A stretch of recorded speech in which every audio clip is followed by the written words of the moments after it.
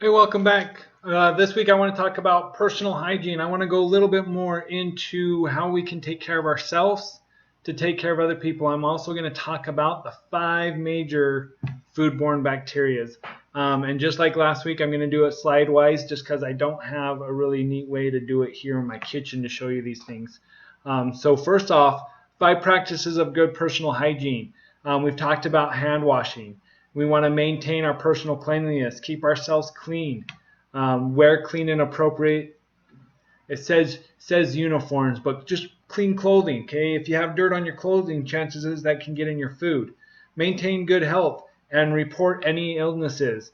If you're not feeling well, you probably don't want to cook for a lot of people. So this goes well for family barbecues, potlucks, or if you actually end up working in a restaurant. If you're not feeling well, we'll report it. And we're going to talk about that why here in them shortly. So a foodborne illness. What causes foodborne illnesses? There's over 40 different kinds of bacteria, viruses, parasites, and molds that may occur in food that can cause a foodborne illness. It is commonly referred to as food poisoning and is easily confused with the flu.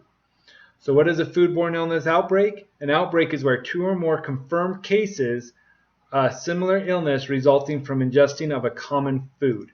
Okay, that's so like if I go to a local restaurant and I see you there and I'm like, hey, what's up, man? What's going on? And we both order the same food.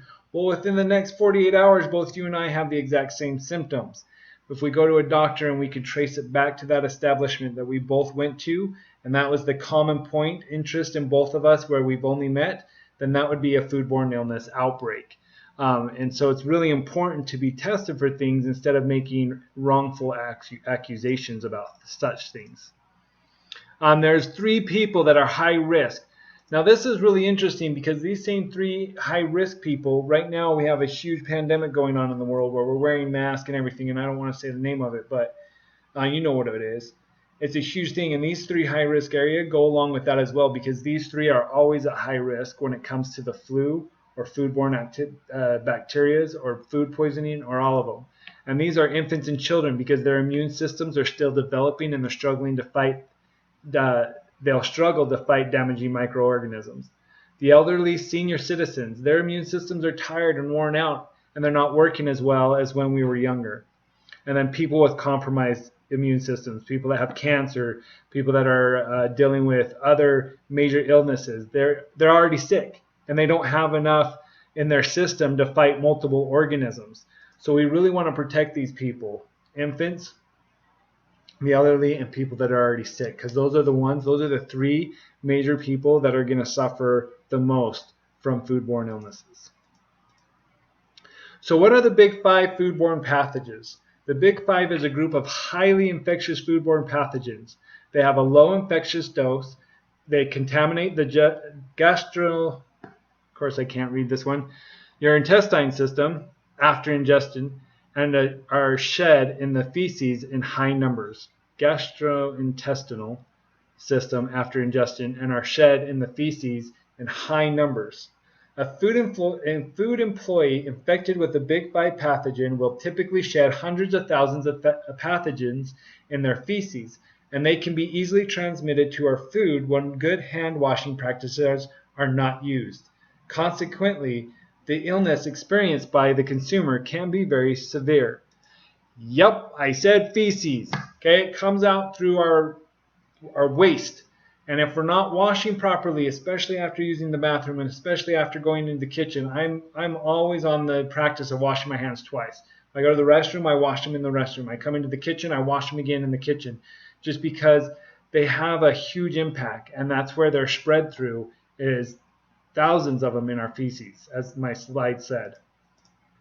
So here's a good way to remember the big 5. If you want to, you can draw a hand and you're going to label one SSEHN. And then the acronym is Send Sick Employees Home Now. Now, that's an acronym for restaurants or industrial working in kitchens, but it's also a good acronym just to remember. Send Sick Employees Home Now. Because the big 5, the major foodborne pathogens or foodborne illnesses are Salmonella, Shigella, E. coli, hepatitis A, and norovirus. Send sick employees home now. So again, Salmonella, Shigella, E. coli, hepatitis A, and norovirus. Let me go ahead and show you that in my picture because I have it here. So send sick employees home now. Shigella, Salmonella, E. coli, hepatitis A, and norovirus. The most common we see a lot of is Salmonella and E. coli. Salmonella is associated with chicken and raw eggs, and E. coli is with beef. Shigella is more commonly known with fish. And these two are not huge, but they're not very popular, but they're still around. So just be aware, again, send sick employees home now. Shigella, Salmonella, E. coli, hepatitis A, and norovirus. Those are the big 5 foodborne illnesses that cause major problems. Now here's the crazy thing about foodborne illnesses. These are their main symptoms, and if you notice, they're very similar to the flu. Vomiting, fever, diarrhea, jaundice. Jaundice, for those that don't know, that's the yellowing of the skin, and a sore throat with a fever. If you have these, you might have foodborne illness. Doesn't mean you have a foodborne illness, because you could also just have the flu, because the symptoms are the same. That's why you have to diagnose it properly before you start going claiming, oh, I got foodborne illness from this place because, I was on the toilet for 3 days. You don't know if that's true. You didn't get checked out. Make sure your accusations are correct, because that could hurt an establishment if you start making false accusations. But they are very similar to the flu. These are places we don't normally clean. They're getting cleaned more now, especially going on with our pandemic in our life.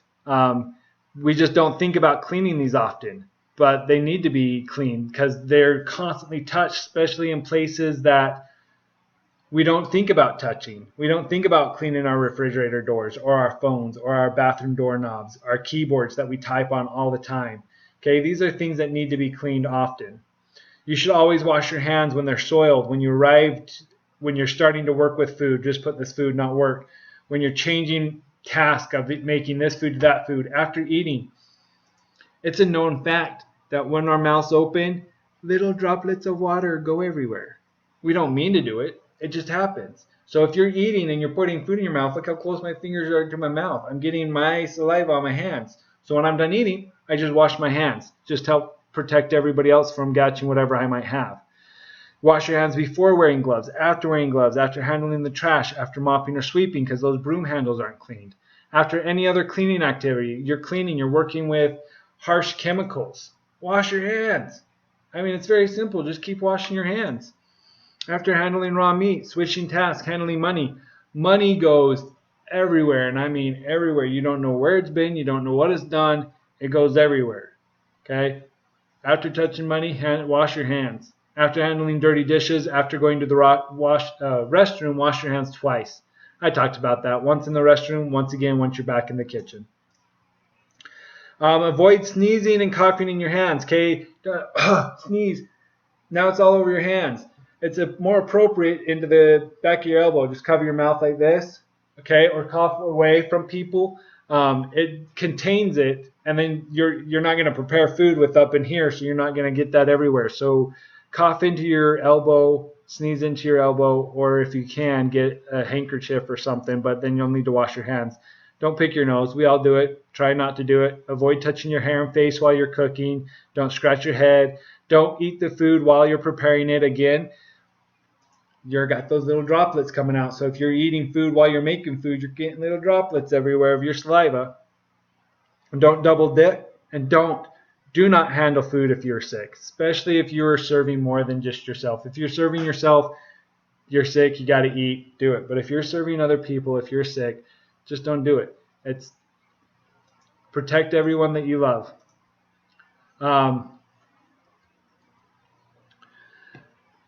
Let's see, we've already talked about all these. This is just, again, back to personal injury, personal hygiene.